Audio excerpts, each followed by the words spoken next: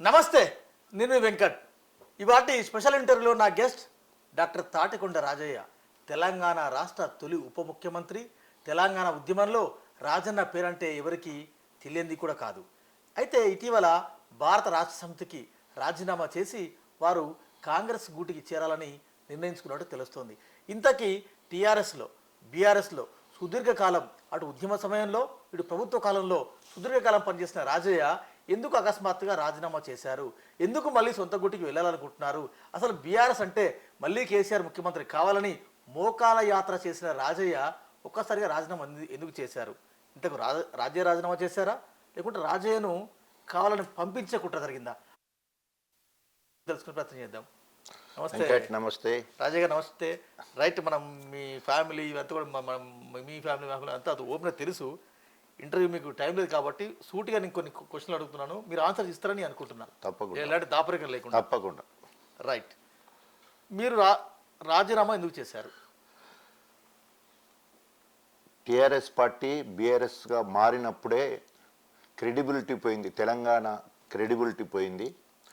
ఈరోజు ఫ్యూడల్ విధానాలు దినదినానికి ఎక్కువైపోయి, అధికారంలో ఉన్నప్పుడు ఫ్యూడల్ అంటే ఓకే, అధికార మదంతో నిరంకుశ పాలన ఓకే, అయిపోయినాక కూడా ఈరోజు అప్రజాస్వామికంగా ఇంకా ఫ్యూడల్ లాగానే వ్యవహరిస్తడమే కాకుండా ప్రతి మాట కూడా అప్రజాస్వామికాన్ని చూపించే విధంగా, ఒకడేమో లోకల్లో ఉండి రేపో మాపే మళ్ళీ మనమే అధికారంలోకి వస్తున్నాం అంటాడు. పై నాయకులు దాన్ని బలపరుస్తూ 6 నెలల కేసీఆర్ గారు ముఖ్యమంత్రి అంటారు.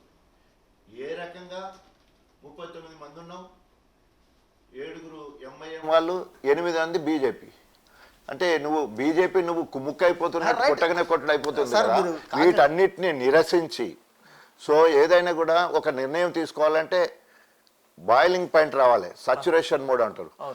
అందులో ఉన్నంతసేపు విధేయుడుగా, వీర విధేయుడుగా ఉండి, ఎస్ వీర విధేయుడు బయటికి వచ్చిందంటే సమాజం అంతా కూడా ఆలోచించాలి అనే ఉద్దేశంతో రాజీనామా చేయడం జరిగింది. డాక్టర్ తాటికొండ రాజయ్యకు సాచురేషన్ పాయింట్, ఇందాక మీరు అన్నారే, సాచురేషన్ పాయింట్ ఏమొచ్చింది, ఎందుకు వచ్చింది? సాచురేషన్ పాయింట్ ఉప ముఖ్యమంత్రి తీసేయడం, తర్వాత ఎమ్మెల్యే పదవి కూడా తీసేయడం, తర్వాత రైతు బంధు సమితి అంటే ప్రభుత్వం పోయింది కాబట్టి అది పోయింది, ఎమ్మెల్సీ అంటే అది పోయింది.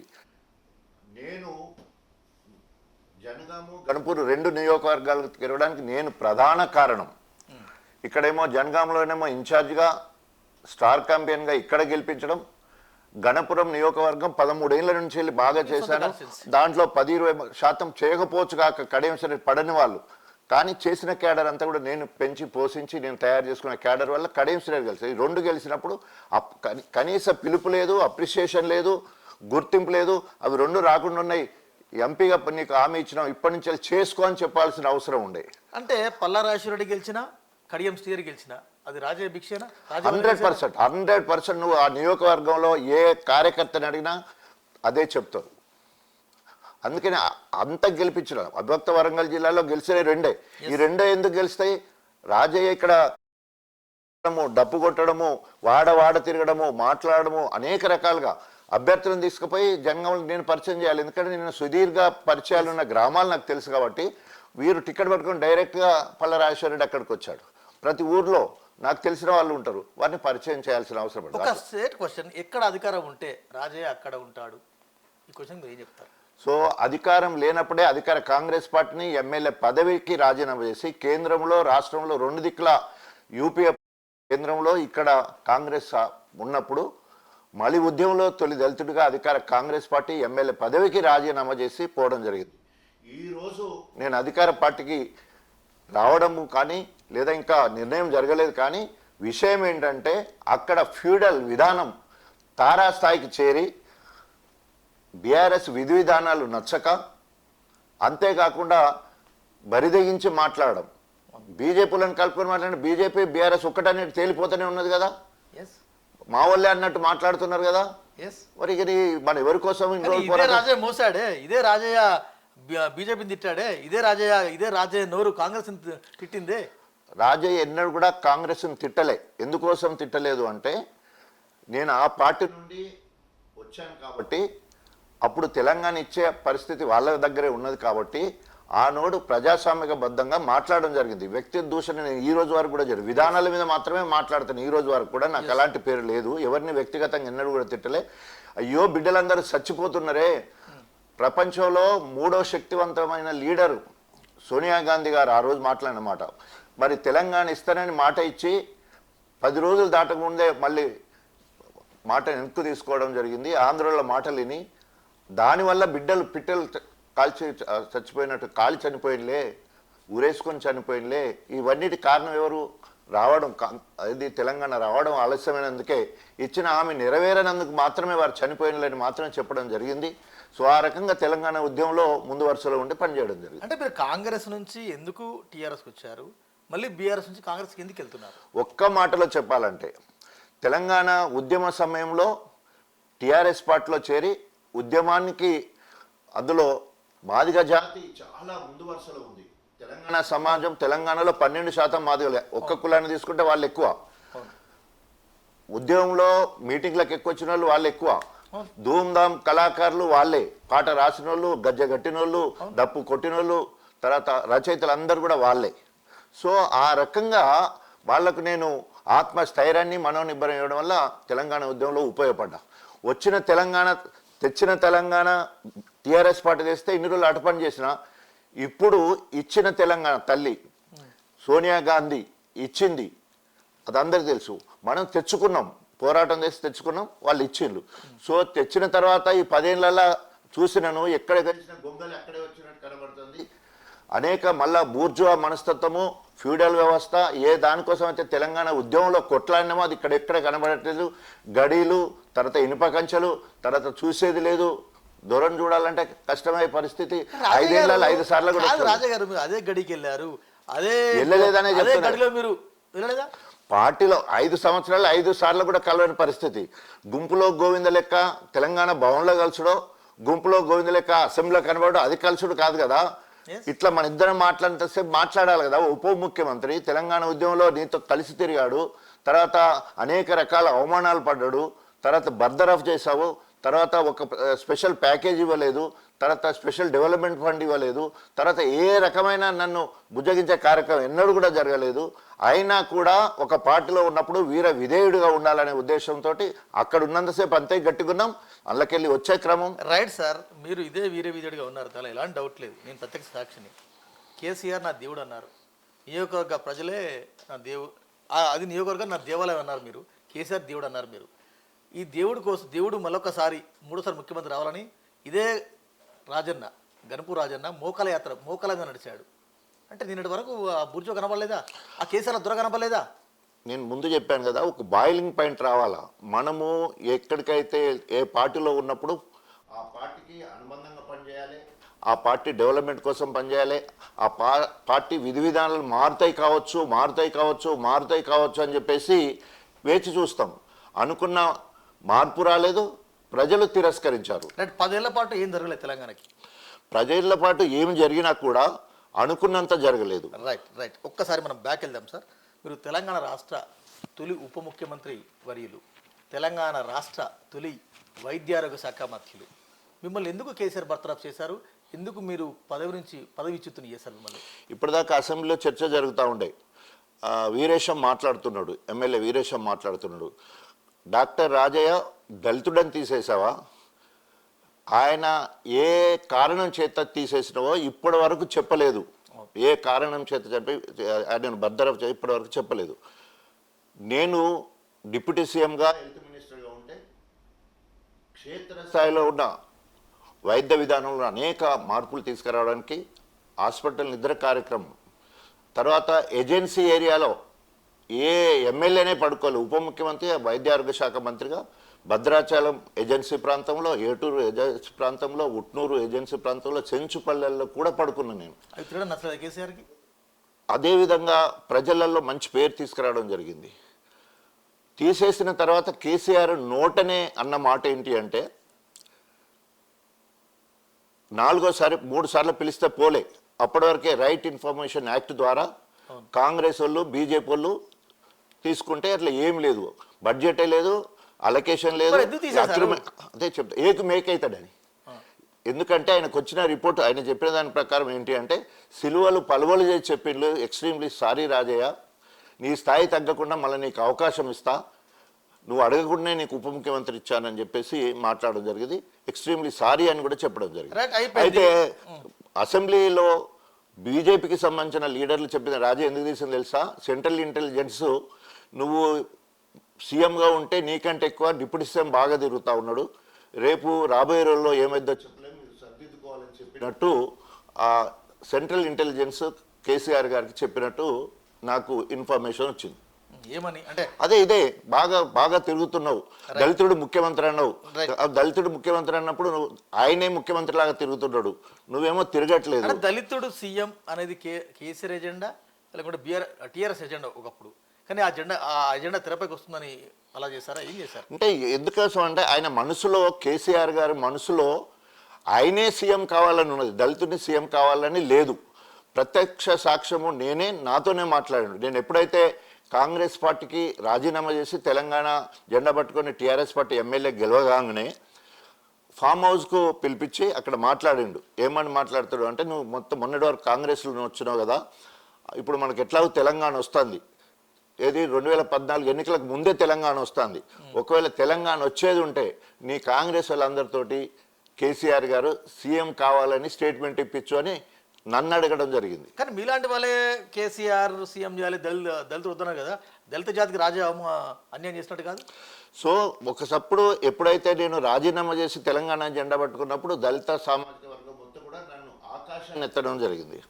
ఎప్పుడైతే నన్ను అవమానపరిచిన ప్రతిసారి కూడా కేసీఆర్ దిష్టిబొమ్మలు తగలబడ్డాయి. మొదటిసారి కాళోజీ యూనివర్సిటీ, హెల్త్ యూనివర్సిటీ అప్పుడు నేను మాట్లాడితే అక్కడ హెల్త్ యూనివర్సిటీ ఇస్తాడంటే, రాజయ్య వచ్చినప్పుడల్లా ఈడ హెల్త్ యూనివర్సిటీ ఇస్తానంటాడు, ఈయన ఇస్తాడా? అందుకనే ఒళ్ళు దగ్గర పెట్టుకొని మాట్లాడాలి ఎప్పుడన్నా మాట్లాడేటప్పుడు అని అంటే తెల్లారి వరకు 230 దిష్టిబొమ్మలు తగలబడితే సుమన్ను నేను సంగారెడ్డి ఎలక్షన్లు ఇన్ఛార్జిగా ఉన్నాను, అప్పుడు బై ఎలక్షన్లు, ఎంపీ బై ఎలక్షన్లు అక్కడ ఉంటే సుమన్ వచ్చి, సార్ చాలా బాధపడుతున్నాడు, నువ్వు రావాలి ప్రెస్ మీట్ పెట్టి అది ఏదో ఒకటి చేయాలని చెప్తే, కేటీఆర్ నన్ను పంపించడని చెప్తే తెలంగాణ భవన్ వచ్చి మాట్లాడడం జరిగింది. క్యాబినెట్లో సీఎం గారు అంటే తండ్రి లాంటోడు, క్యాబినెట్ మంత్రులు పిల్లలు లాంటోళ్ళు. సో తప్పకుండా చేర్పులు మార్పులు జరగాలన్నప్పుడు, హామీలు ఇచ్చేటప్పుడు తప్పకుండా అది అజమాయిషి ఉంటుంది, పెద్ద మనిషి అజమాయిషి ఉంటుంది. సో కోడిగుడ్డు మీద ఎంటికలు పీకే ప్రయత్నం ఎవరు కూడా చేయొద్దు, ఇది కుటుంబ సమస్య అని చెప్పేసి మాట్లాడడంతో తెల్లారి నుంచి విమర్శలు పోయి అప్పుడు కూడా కృష్ణమాదిగా బాగా అగ్రెసివ్గా మాట్లాడడం జరిగింది. ఏం కేసీఆర్ వాళ్ళు దగ్గర పెట్టుకొని మాట్లాడరు, ఎవరిని అంటున్నావు నువ్వు అని చెప్పేసి, అంటే మాదిగ సమాజం అంటే అట్లా రెండవసారి. తర్వాత మొన్న ఎమ్మెల్యే టికెట్ కూడా రానప్పుడు రాజన్న మాదిగ సామాజిక వర్గంలో ఎదిగిన నాయకుడు, తెలంగాణ రాష్ట్రం ఏర్పడ్డ తర్వాత ఒకే ఒక్క మాదిగ ఉప ముఖ్యమంత్రిగా ఎదిగిన నాయకుడుగా ఉన్నాను. తర్వాత వచ్చిన కడెం శ్రీహరి బైన్లా, తర్వాత ఇప్పుడు బట్టి విక్రమార్క, మాల దాసరి, తర్వాత అంతకుముందు రాజనరసింహ మోచి. అయితే ఇంట్లో ఆ 6-7 నెలలు అసలు సిసలైన మాదిగొని నేను ఒక్కొన్నే. అంటే అప్పటి నుండి ఇప్పటి వరకు మాదిగ ఎలివేషన్ లేదు, మాదిగ అస్తిత్వానికే ఉనికికే ఇక్కడ తెలంగాణలో ఉనికి కోల్పోయే పరిస్థితి ఉంది, ఆత్మగౌరవానికి దెబ్బపడ్డది. రాజన్న లాంటోడు నువ్వు నీకు ఆఖరికి నీ ఎమ్మెల్యే టికెట్ రాకపోతే నువ్వు ఏం చేస్తున్నావు అని చెప్పేసి దళితులు ఆగ్రహానికి గురైన వాస్తవం. వాళ్ళ పిలుపు మేరకే ఈరోజు మొన్న నేను రాజీనామా చేసినప్పుడు నా మాదిగ జాతి నన్ను క్షమించాలి, అనేక సందర్భాల్లో అవమానములు జరిగినప్పుడల్లా నన్ను ఎత్తుకున్నారు ఉద్యమ సమయంలో కానీ, అయితే ఇన్నిటికీ నన్ను మన్నించాలని చెప్పేసి దళిత అందులో మాదిగ సామాజిక వర్గానికి మన్నింపు కోరి రాజీనామా చేయడం జరిగింది. మీరు 10 ఏళ్ళు పదవిని అనుభవించారు, పదవిలో తులతూగారు, అధికార అనుభవాన్ని మీరు అధికార మైకంలో ఉన్నారు. ఐఎమ్ సేయింగ్ ఫ్రాంక్లీ, డిప్యూటీ సీఎంగా మీ పదవి పోయినప్పుడు మీరు కేసీఆర్ చేయన్నారు, ఆ తర్వాత మీకు మళ్ళీ టికెట్ ఇచ్చి మళ్ళీ క్యాబినెట్లో తీసుకున్నప్పుడు కూడా మళ్ళీ కేసీఆర్ నా దేవుడు అన్నారు. మొన్నటికి మొన్న మిమ్మల్ని ఎమ్మెల్యే కూడా రాజయ్య నాకు పనికిరాడు, ఎమ్మెల్యే అనే రాజయ్య నాకు అనర్హుడు అని కేసీఆర్ చీ అన్నా కూడా మళ్ళీ మీరు జై కేసీఆర్ అన్నారు. ఇప్పుడు మాదిగ సమాజం, తెలంగాణ సమాజం రాజయ్యను ఎందుకు గుర్తుపెట్టుకోవాలి, ఎందుకు మీ వెంట ఉండాలి? ప్రజాస్వామ్యంలో రాజకీయ పార్టీలో ఉన్నప్పుడు ఆ రాజకీయ పార్టీ విధి విధానం గౌరవిస్తే అందులో ఉండాలి, ఆ విధి విధానాలు నచ్చనప్పుడు బయటికి రావాలి. సో నేను నిమిషానికి పార్టీలు మారే తత్వం కాదు. ఒక లక్ష్యం కోసము, తెలంగాణ అభివృద్ధి కోసము ఒక్కసారి అవకాశం, 2 సార్లు అవకాశం ఇవ్వడం జరిగింది. ఆ 2 సార్లు అవకాశం ఇచ్చినా కూడా అనుకున్న స్థాయిలో దళిత బహుజనులు ఎక్కడ కూడా బాగుపడలే. తర్వాత అనేక రకాలుగా బూర్జా మనస్తత్వం కనబడ్డది. సో ఈరోజు ఒక్కసారి కాంగ్రెస్ వచ్చిన ఈ 2 నెలల పాలన చూస్తే ప్రగతి భవన్ ఒక ఎస్సీ, ఒక ఆదివాసి బిడ్డకు రెసిడెన్స్గా అలాట్ చేయడం జరిగింది. ముళ్ళ కంచెను తీసేయడం జరిగింది.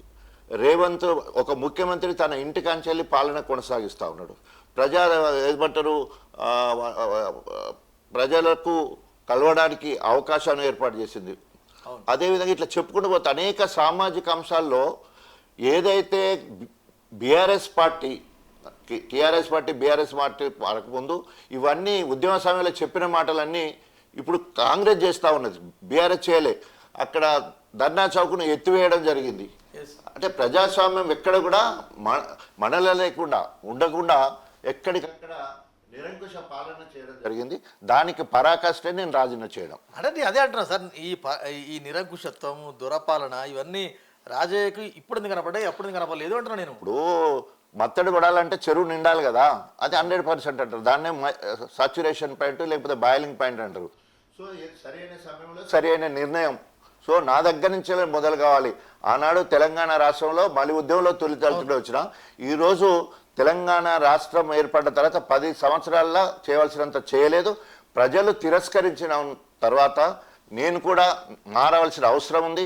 నా జాతి బిడ్డలందరూ కూడా నన్ను అసహించుకోక ముందే దాంట్లోకి వెళ్ళి బయటికి రావాలనే ఉద్దేశంతో మరి రాజీనామా చేసి బయటికి రావడం జరిగింది. ఇప్పుడు స్వేచ్ఛ ప్రపంచంలో ఉన్న నేను అందులో ఉన్నంతసేపు కబంధ హస్తాల్లో ఉన్నాను తప్ప నా మాట్లాడడానికి అందులో ఉన్నంతసేపు ఆయనను పొగడడానికే సరిపోయింది. సో బయటకు వస్తానన్న ఫ్రీగా మాట్లాడవచ్చు అనే ఉద్దేశంతో రాజీనామా చేసి ఇప్పుడు ఫ్రీగా ఉన్నాను. అంటే ఇప్పుడు రాజీనామా చేసిన రాజయ్య ఫ్రీ బర్డ్ స్వేచ్ఛ ప్రపంచంలో విహరిస్తుంది ఇప్పుడు నేను. అలా ఉన్నంతసేపు కబంధ హస్తాల్లో ఉన్నాను. రైట్. ఒక్క క్వశ్చన్ ఆన్సర్ సార్, మీరు ఆన్సర్ చేస్తారనుకుంటున్నారా? అది పాతది కాకుండా డిప్యూటీ సీఎం ఇందాక చెప్పినారు, కానీ అయినా మళ్ళీ అడుగుతున్నాను, డిప్యూటీ సీఎం పదవి నుంచి మిమ్మల్ని ఎందుకు తొలగించారు? ఇప్పటికైనా మీకు ఆన్సర్ దొరికిందా? ఇప్పటికీ దొరకలేదు. ఊహాగానాలు అంటే ఇప్పుడు చెప్పిన కదా, అవినీతి ముద్ర వేశారు, ఇక మీ క్యారెక్టర్ అసెస్ చేశారు, రాజయ్య రాసలీలలు చిలిపి ఇలాంటి అందుకే పదవి పోయిందన్నారు. నిజమైందంతా? ఇప్పుడు నేను చెప్పిన మీకు ఏకు మేకైతడు అని. దళితుడు ముఖ్యమంత్రి అంటే ఈరోజు ఉప ముఖ్యమంత్రి కంటే ఎక్కువ తిరుగుతున్నాడు. ఒక్కొక్క జిల్లాకు దాదాపు 6 నుండి 8 సార్లు, ఖమ్మం లాంటి జిల్లాకు 12 సార్లు పోవడం జరిగింది. ప్రజల నుండి విపరీతమైన ఆదరణ వస్తూ ఉన్నది. తర్వాత క్షేత్రస్థాయిలో బాగా తిరుగుతున్నాడు. పేపర్ కవరేజ్ ఎక్కువ వస్తుంది, టీవీ కవరేజ్, మీడియా కవరేజ్ ఎక్కువ వస్తుంది. ఇవన్నీ చూస్తే ముఖ్యమంత్రి ఎవరు, ఉప ముఖ్యమంత్రి ఎవరు అనే ఆలోచన వస్తూ ఉన్నది. Intelligence report, central intelligence report చూసిన తర్వాత ఇట్లా చేశారు. సో ఎందుకు నేను చెప్పేది ఒకటి ఉంది మీ ప్రశ్నకు, ఇంత మంచిగా రాజయ్య పాలన చేస్తుంటే ఎందుకు ఆయనను బర్దరఫ్ చేసింది అనేది ఇప్పటి కూడా 1000 కోట్ల ప్రశ్నే. కారణం ఏంటంటే అప్పుడు అరే గింత మంచి ప్రజలందరూ కూడా ఏంటి గింత బాగా పనిచేస్తుంటే ఎందుకు తీసేస్తారు, ఇసుకలో నుండి తైలం తీయొచ్చని అనేక కారణాలు వెతికే ప్రయత్నం ప్రతి ఒక్కరు కూడా. దాన్ని వెనుక మాట్లాడడం ఉన్నదా, ధోతి కట్టుకోవడం ఉన్నదా, భాష బాగుండడమా, బాగా తిరగడమా, అందంగా ఉండడమా, తప్పకుండా మరి ఏం చేద్దాం చెప్పి తీసేసిన పరిస్థితి అట్లాంటిది. మళ్ళీ అందులో అన్ని జస్ట్ 6 నెలలు 7 నెలలు కాలే బర్దరఫ్ చేయడం అనేది యూజువల్గా గవర్నర్ గారికి లేఖ పంపించిన తర్వాత యాక్సెప్టెన్స్ వచ్చిన తర్వాత అట్లా ఇవ్వాలి. నిరంకుశంగా తీసేయడం జరిగింది దొరవారు. రైట్. మీరు తెలంగాణలో తొలి ఉప ముఖ్యమంత్రిగా పనిచేసిన డాక్టర్ తాటికొండ రాజయ్య హోదా పెద్దది, 10 ఏళ్ళు గవర్నమెంట్లో ఉన్నారు. మళ్ళీ మీకు మూడోసారి ఎందుకు టికెట్ ఇవ్వలేదు? కేసీఆర్ చెప్పిన మాట, కడియం శ్రీరాజ్ చెప్పిన మాట. 2014లో రాజయ్య కడియం శ్రీరాజ్ ఇద్దరం టికెట్ అడిగినాం, రాజయ్యకే ఇచ్చిండ్రు. 2018లో 2 టికెట్ అడిగినాం, రాజయ్యకే ఇచ్చిండ్రు. 23లో కూడా 2 టికెట్ అడుగుతున్నాం, రాజయ్యకి ఇస్తే నేను కాంగ్రెస్కి పోతా అని చెప్పేసి సీఎంను బ్లాక్మెయిల్ చేయడం జరిగింది. 100%. ఆ భాష మీటింగ్లలో కడియం శ్రీరాజ్ చెప్పిండు, తర్వాత కేటీఆర్ గారు చెప్పిండు, హరీష్ రావు గారి దగ్గర నాకు ఎందుకు కేటీఆర్ 100% రాజీనామా చేసుకో, ఆ ముసలాయనతోటి ముసలాయన పోతాడు, నువ్వు మంచిగా చేసుకోపో, నువ్వు ఏం మాట్లాడకు, నువ్వు పని చేసుకో అని చెప్పి ఆయన అమెరికా వెళ్ళిపోయాడు. సో ఈయన ఇక్కడ అనౌన్స్ చేసి మొదలుపెట్టి నన్ను హరీష్ రావు దగ్గరికి మధ్యవర్తిగా పెట్టిండ్రు. కేసీఆర్ చూసడానికి అవకాశం లేదు. మొత్తం ఆ రోజు నుంచి ఈ రోజు వరకు కలవనే లేదు. ఓ డిప్యూటీ సీఎంకి టికెట్ ఇవ్వనప్పుడు ఓదార్చవలసిన బాధ్యత ముఖ్యమంత్రి గారి మీద ఉండాలి. ఎందుకంటే 4 సార్లు ఎమ్మెల్యే గెలిచాను, డిప్యూటీ సీఎం ఉన్నాను, త్యాగం చేసి వచ్చాను. నేను సచ్చే వరకు నాకు టికెట్ ఇవ్వాలి. నువ్వు 117 మందికి టికెట్లు ఇచ్చినావు, అందరు గెలుతారని ఇచ్చినావా? నేను ఓడిపోతానైనా కూడా నాకు ఇవ్వాలి. నా చరిత్ర అట్లా ఉన్నది. మాదిగ సామాజిక వర్గంలో ఉన్నాను. అంతేకాకుండా త్యాగం చేసి నీ ఎంబడి ఉన్నాను, నేను దేవుడు అంటున్నా. మరి ఆ పరిస్థితులను కట్ చేసి, ఎందుకంటే హరీష్ రావుతో నేను సార్ని కలుస్తాను, నేనంటే కలుస్తానికి లేదు, రాజేశ్వర రెడ్డి హరీష్ రావుని కలవాలి అని చెప్పాడు.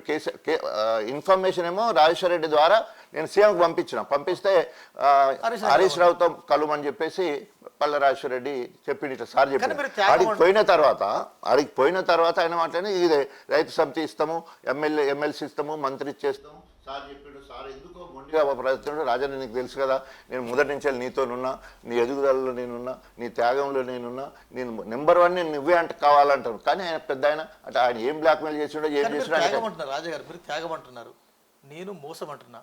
మీరు త్యాగం చేశారు ఓకే, కానీ మీరు పార్టీలకు మోసం చేశారు అని ఒక ఆరోపణ. అంటే ఇప్పుడు ఎప్పుడైనా కూడా ఎట్లా ఉంటుంది అంటే, కన్న తల్లి లాంటి కాంగ్రెస్ని వదిలిపెట్టినని కాంగ్రెస్ వాళ్ళు తిడతారు. ఎందుకంటే అది వదిలిపెట్టేసి నేను ఉద్యమ పార్టీకి పోయినాను కదా.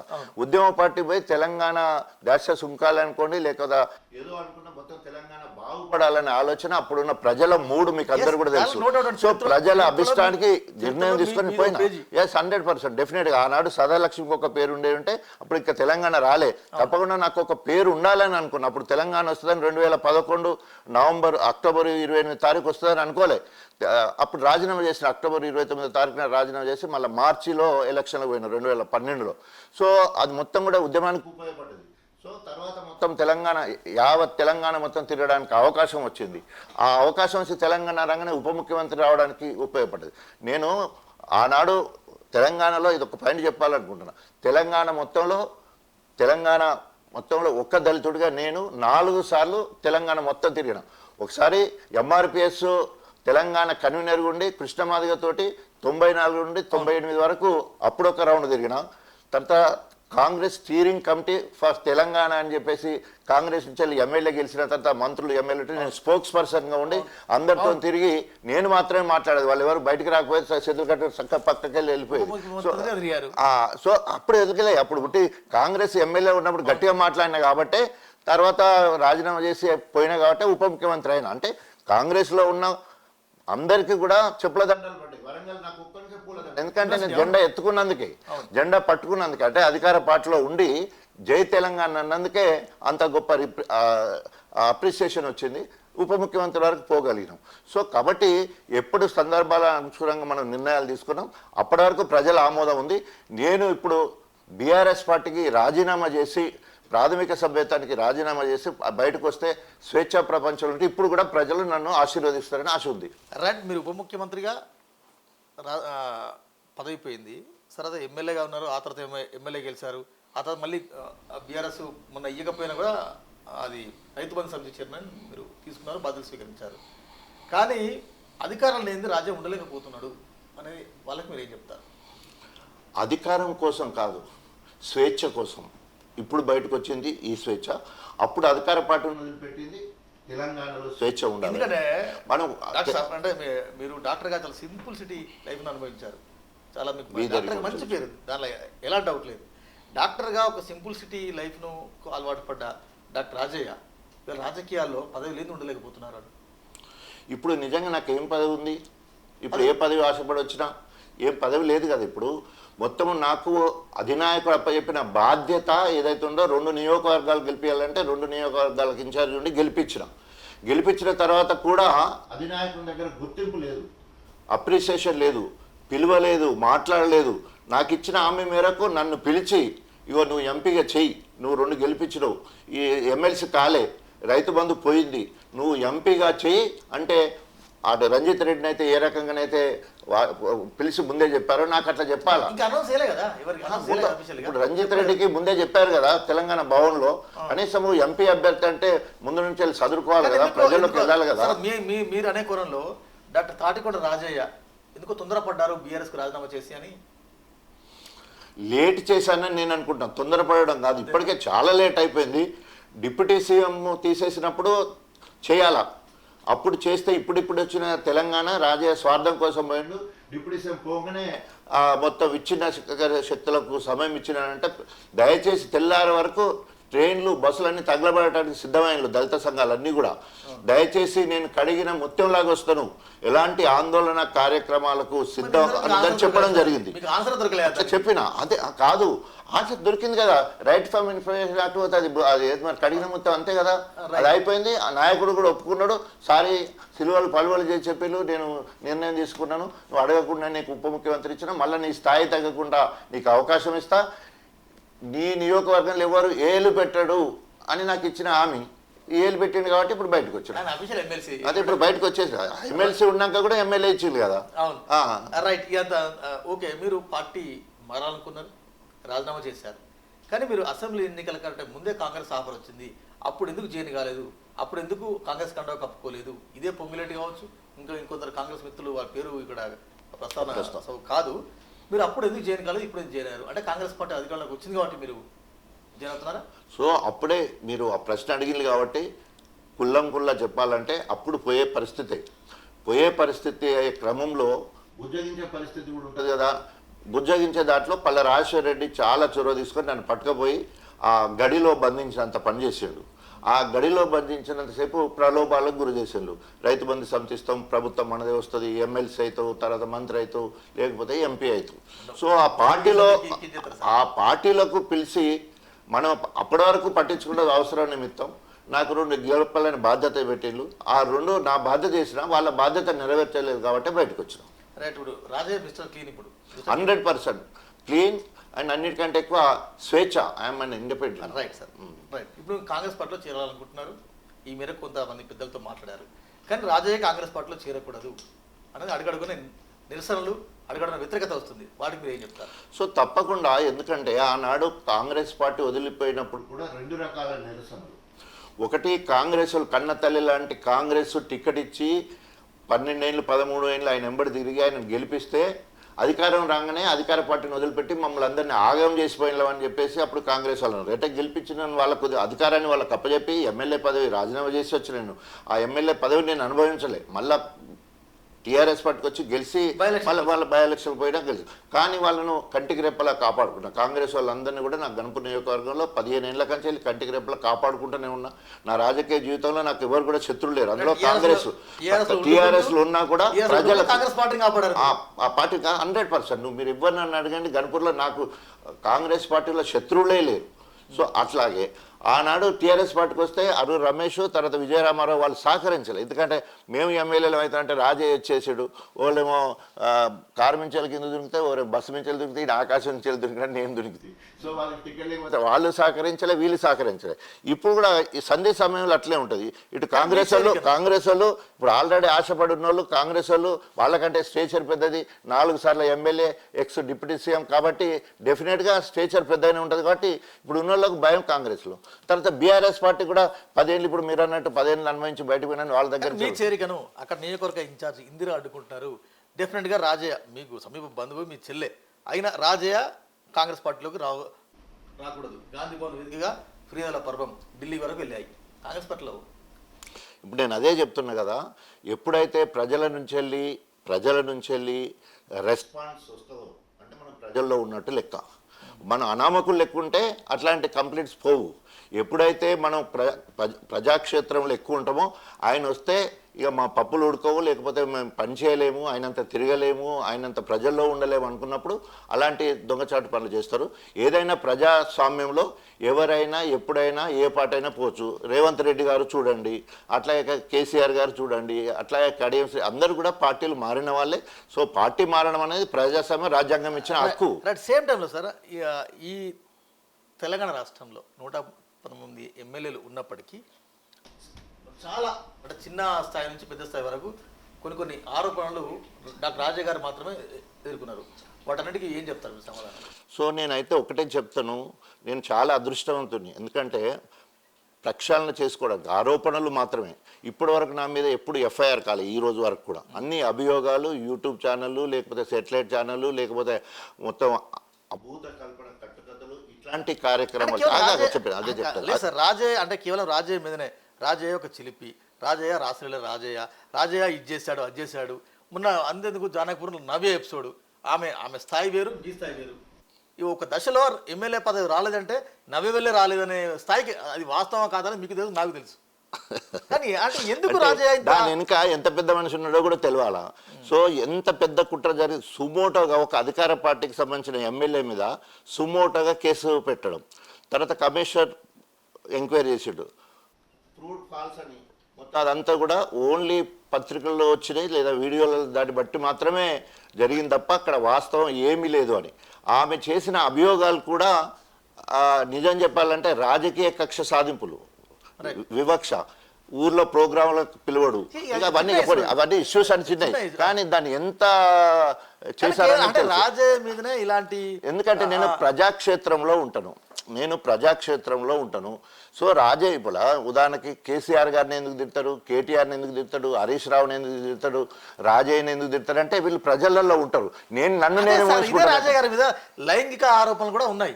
అంటే ఎందుకు ఒక నేతకు రాని ఆరోపణలు, అభియోగాలు మీ మీద మీరే ఎందుకు మోస్తున్నారు? అంటే బడ మీద కక్షగట్టిన నాయకుడు ఆ రకంగా మౌళ్ళు చేసి అక్కడ పట్టుకునే కార్యక్రమం, ఎక్కడి నుంచెల్లో కెమెరాలు పెట్టి తీసే కార్యక్రమం, ఇట్లాంటి చేసే కార్యక్రమాలు. సినిమా యాక్టర్ ఉంటాడండి, సినిమా యాక్టర్ను పట్టుకొని ఎట్లయితే ఉంటారో సినిమా యాక్టర్ కానీ డాక్టర్ కానీ ప్రజలలో ఎక్కువ ఉంటారు. సో అక్కడ చేసిన తప్పు కాదు, కానీ ఇక్కడ పక్కకు నిలబడ్డాడు, భుజం తగిలింది, ఆ పక్క నుంచి భుజం తగిలిచ్చిండు, ఏళ్ళు తగిలింది, కాలు తగిలింది, స్వీట్ తినిపించినప్పుడు పెదవులు తగిలినాయి, ఏమన్నా అంటే చేసే విధానం, దానివల్ల నేను ట్రాన్స్పరెంట్గా బయటికి రాగలుగుతున్నా. చిన్న అభియోగాలు చేస్తున్నారు కాబట్టి ఇప్పటివరకు ఎఫ్ఐఆర్ కూడా కాలేదు. ఎవరు నా మీద కక్ష కట్టి వేసిన వాళ్ళు ఎవరు, మూడో వ్యక్తిగా మాట్లాడే సందర్భాలు. రాజయ్య గారి మీదనే ఇలాంటి ఆరోపణలు, రాజయ్య గారి మీదనే ఇలాంటి అభియోగాలు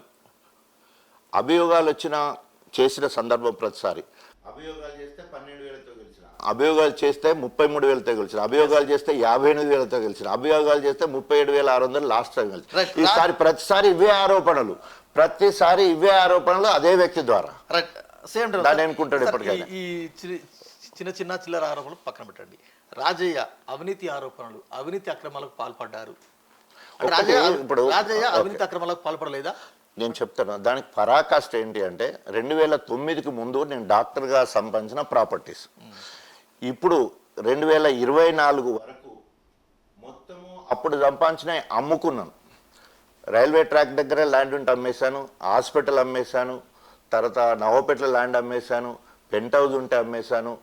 ఇప్పటికీ అప్పులు ఇంకా పూర్తిగా తీరలా. సో ఇది ఎమ్మెల్యే అయిన తర్వాత ఎక్కడైనా సంపాదించింది ఏదైనా ఉండేంటే చూపిస్తే నేను వాళ్ళకి ఇచ్చేస్తాను. అవినీతి చేసి సంపాదించేది ఉంటే ఒక్కొక్కరు ఎమ్మెల్యే కాకముందు వాళ్ళ ఆస్తులు చూడండి, ఎమ్మెల్యే అయినాక నా ఆస్తులు చూడండి, మొత్తం అమ్మేసుకున్నాను. నేను ఓపెన్గా చెప్తాను, గన్పూర్ హాస్పిటల్ అమ్మేసిన, గన్పూర్ 2018లో చేసిన అప్పుకు తీరలే ఇప్పటి వరకు. అన్ని అమ్మినా కూడా పూర్తిగా తీరని పరిస్థితి. నమ్మరే రాజయ్యకి అప్పులు ఉన్నాయంటే నమ్మరు. రాజయ్యకి అప్పులు కాదు, రాజయ్యకి అవినీతి ఎక్కువ, రాజయ్యకి అక్రమాలు ఎక్కువ అంటారు కదా. తిమింగలాలు ఉన్నాయి, అవినీతి తిమింగలాలు. ఇది మోటు భాషలో అంటే ఉచ్చలో చేపలు పట్టే దాంట్లో మనం ఏమన్నా ఉంటాం కావచ్చు రాజకీయాలలో. ఎందుకోసం అంటే తిమింగలాలు పూటగతి లేని కాంచెలు కోట్లకు ఎదిగిన వాళ్ళు, వేల కోట్లు. మీరు ఇంకోటి చివరగా కాంగ్రెస్ పార్టీలో చేరుతున్నారు కాబట్టి ఇంకొక ప్రధానమైన ఆరోపణ మీ నోటీస్లో ఉంది. ఇప్పుడు ఆల్రెడీ మీరు ఇందిరతో అదే ఇష్యూ డిస్కస్ చేస్తూ ఉన్నారు. మీరు ఇందిరకు సంబంధించిన ఒక 3.5 ఎకరాల భూమిని అక్రమంగా లాక్కున్నారు. మీ భార్య పేరిట మీ అధికార దర్పాన్ని ఉపయోగించి రీచేంజ్ చేశారు. దానికి సాక్షులుగా మన పిఎస్ శ్రీనివాస్ అండ్ ఇంకెవరో పేరు ఇచ్చారు. ఇది వాస్తవం కాదా?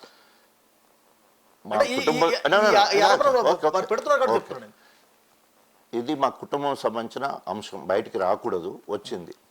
సో దాదాపు పెళ్ళైన కానుండి 30 సంవత్సరాల నుంచి వెళ్ళి మా అత్తమామను మేమే సాధన జరిగింది.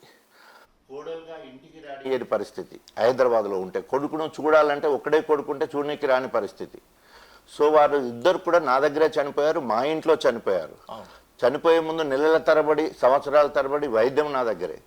మా అమ్మకి బ్లడ్ క్యాన్సర్ వచ్చాయంటే 60-70 యూనిట్స్ బ్లడ్ ఎక్కించే పరిస్థితి. చనిపోయిన తర్వాత ఫ్యూనరల్ ఖర్చు నాది, తర్వాత 10th డే చేసే కార్యక్రమం నాది, మిగతా అన్నీ నాయి.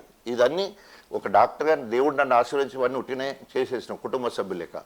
ఎప్పుడైతే మా మామ చనిపోయిన తర్వాత మా అత్త మొక్కమనే ఉంటే ఆమెను చూసుకోవడానికి ఎవరు లేకపోతే, ఇంటి దగ్గర ఉండబెట్టడానికి ఎవరు లేకపోతే, ఆమె చేతిలో పైసలు లేనప్పుడు ఆమె ఉండాలనే ఉద్దేశంతో ఆమె పేరు మీద ఉన్న భూమిని వేరే గౌన్లో ఆయన కమ్ముతా అంటే వాళ్ళకి వీళ్ళకి అమ్ముడు ఎందుకు, నేనే కొనుక్కుంటా అని చెప్పేసి మా మిస్సెస్ కొనుక్కోవడం జరిగింది. రిజిస్ట్రేషన్ అయింది. ఇది అయిపోయినాయి, మరి నువ్వు అడిగినావు కదా. ఆమె పేరు మీద రిజిస్ట్రేషన్ అయింది. ఇది రిజిస్ట్రేషన్ అయ్యి ఇప్పటికి 15 సంవత్సరాలు అవుతుంది. ఈ 15 సంవత్సరాలు గుర్తురాని అంశము ఇప్పుడు ఎందుకు గుర్తొస్తుంది? ఇది రాజకీయాలకు సంబంధించిందా? ఒకవేళ నీకు హక్కు ఉండేది ఉంటే కోర్టుకు వెళ్ళాలి, లేదు కుటుంబం మధ్యలో సమస్య అంటే కుటుంబ సభ్యులందరం కూర్చొని మాట్లాడుకోవాలి. దానికి ఉన్న రాజకీయాలకు ఏం సంబంధం? కానీ అంటే మీ పెళ్లి చేశారు ఇందిర వాళ్ళ భర్త, మీ పెళ్లి చేసిన అమృతయ్యకు మీరు అన్యాయం చేశారనేది వారు చేస్తున్నారు. ఇదంతే మళ్ళీ అంతే. నేను ఇప్పుడు విషయం అయినా కూడా చెప్తాను. నేను నా పెద్ద చెల్లె పెళ్లికి 200 రూపాయలు కట్టినాం ఇచ్చి కష్టపడి ఎండాకాలం అంతా కూలికి పోయి చేసుకున్నాం.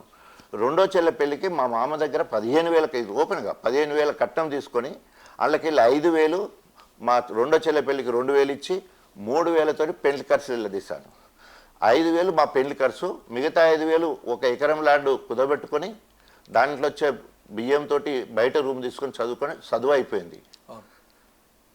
తర్వాత మూడో చెల్లె పెళ్లికి 1,00,000 రూపాయలు కట్నాలు ₹1,00,000 చిట్టిలో 65,000 వస్తే 40,000 పెళ్లికి కట్నం. అది సో అదంతా కుటుంబాలలో జరిగే వ్యవహారాలు, కుటుంబ బాధ్యత తీసుకున్నాను కాబట్టి అట్లా. ఒకవేళ కనుక మా అమూర్తినో మా బామ్మార్ది కనుక ఆ కుటుంబ బాధ్యత తీసుకుంటే ఆయన బాధ్యత కదా. నేను 4 చెల్ల పెళ్లి చేసినప్పుడు ఆయన ఒక చెల్ల పెళ్లి చేయాలి. అది రావడం చాలా తప్పు కదా, అది మాట్లాడమే తప్పు, చాలా తప్పు. అది ఎంత బ్లాక్ మెయిల్ చేయడం కదా. ఇది ఎట్లా సెటిల్ చేస్తారు? అదే అది ఎట్లా సెటిల్ చేస్తావు? దానికి ఒక పద్ధతి ఉంటుంది. నువ్వు కుటుంబం మధ్యలో అంటే కుటుంబం మధ్యలో చేసుకుందాం, లేదు చట్టం న్యాయం ఉన్నదంటే కోర్టు పరంగా చేసుకోవాలి. దానికి ఏం సంబంధం? గణపూర్ కాంగ్రెస్ శ్రేణులు కొంతమంది మీ చేరికను కాంగ్రెస్ పార్టీలో చేరికను గణపూర్ కాంగ్రెస్ నేతలు అడ్డుకుంటున్నారు. ఎట్లా ఓవర్కమ్ చేస్తారు? గణపూర్ శ్రేణులు ఎంతమంది వచ్చి అడ్డుకున్నారు, గణపూర్లో ఉన్న వాళ్ళు ఎంతమంది నన్ను కోరుకుంటున్నారు, నేను జాయిన్ అప్పుడు తెలుస్తుంది. రైట్. ఇంకోటి, మీరు జైన్ కాక ముందు అసెంబ్లీ ఎన్నికల ముందు మీ గురించి ఇప్పుడు సీఎం రేవంత్ కామెంట్ చేశారు. రాజాని మేము కాంగ్రెస్ పార్టీలోకి తీసుకోము అని గతంలో రేవంత్ రెడ్డి గారు అన్నారు. దానికి ఏం రిప్లై ఇస్తారు మీరు?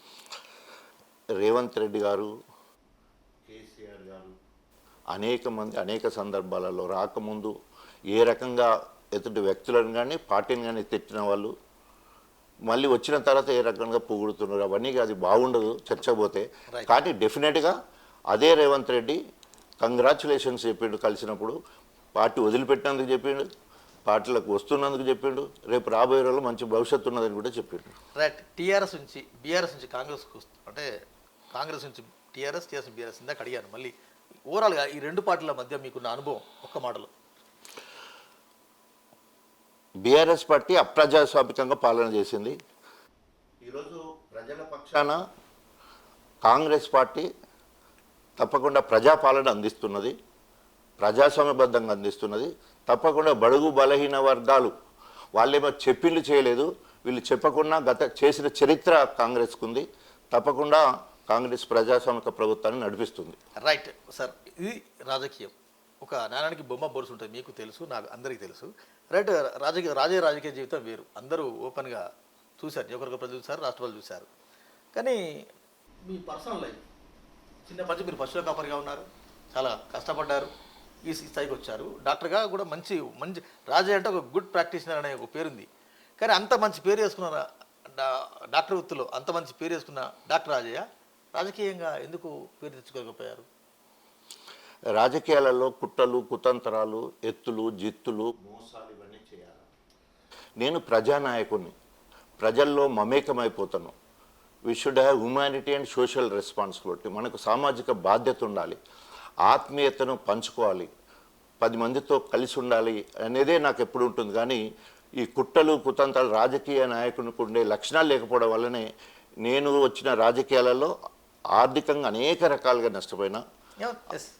మీరు మీరు ఎన్ని ఎంక్వైరీలైనా చేసుకోండి, ఆర్థికంగా అనేక రకాలుగా నష్టపోయినాను. మీరు అన్నట్టు మానసికంగా విపరీతమైన క్షోభ, భరించలేనన్ని మానసిక బాధలు, వేదనలు, అసలు అనేక రకాలుగా కంపేర్ చేసుకుంటే అంత బాధలలో పోయినాను. అయినా కూడా రాజన్న ఎన్ని జరిగినా కూడా మనోధైర్యంతో ముందుకు పోతాడు. ఆయనకు మంచి రోజులు వస్తాయని మాత్రం నా శ్రేయోభిలాషం. Successful doctor Rajaiah successful doctor but failure politician. How to comment it? అంటే ఫెయిల్యూర్ పొలిటీషియన్ కాదు, నేను ప్రజానాయకుడిగా సక్సెస్. ఉదాహరణకి గణపురం నియోజకవర్గంలో 51 రోజులు పాదయాత్ర చేసిన వాళ్ళు లేరు. ఒక్కరోజు కూడా పల్లె నిద్ర చేసిన వాళ్ళు లేరు.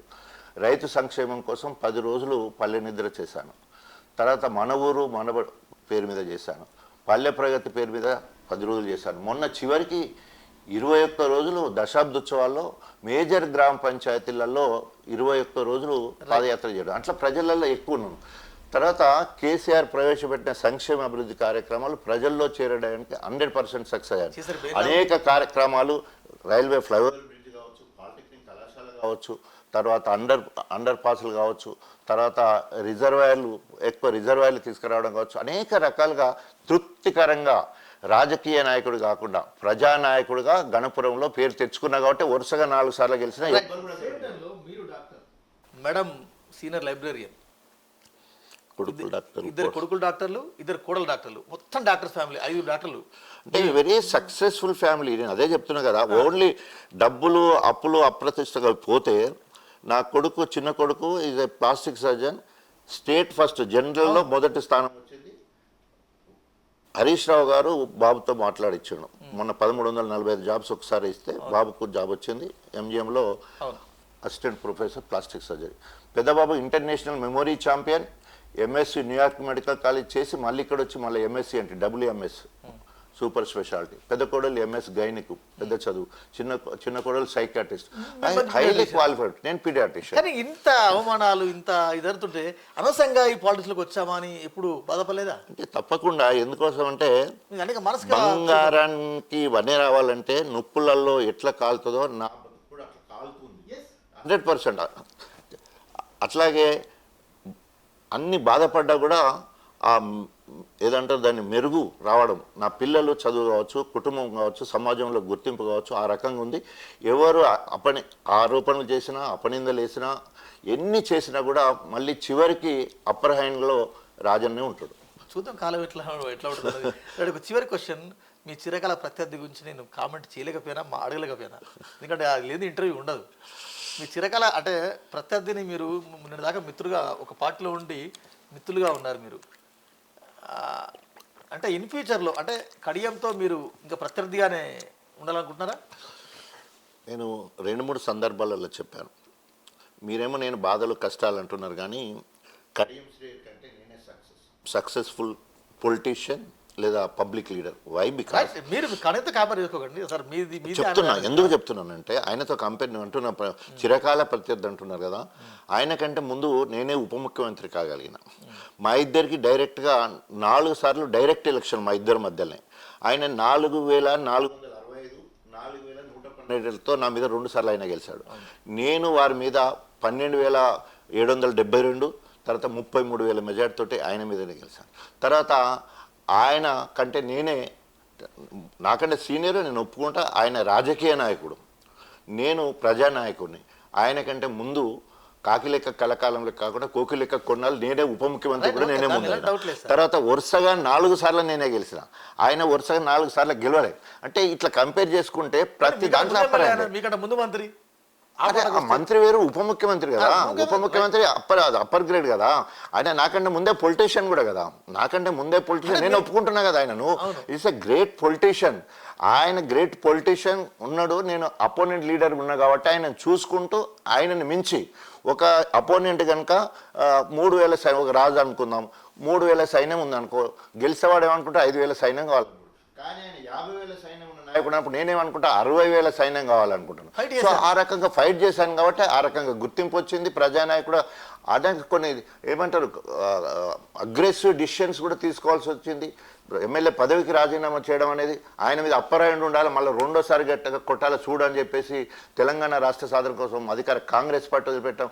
రాజకీయ నాయకుడు ఎట్లుంటాడు, ఆయన రాజకీయ నాయకుడు ఎట్లుంటాడు అంటే రాంపూర్లో వంట వార్పు అవుతుంటే కడియం శ్రేణి మాట్లాడతాడు, రాజయ్య కనుక కాంగ్రెస్ పార్టీకి రాజీనామా చేసి కనుక వచ్చేది ఉంటే నేను నామినేషన్ అయ్యాను, పోటీకి కూడా నిలబడను, కానీ ఫస్ట్ నామినేషన్ మళ్ళీ ఆయనే చేసాడు. అంటే అది రాజకీయ నాయకుడు చేసే పని. అదే అంటే నేను ప్రజానాయకుడు, నేను అనేది అట్లా.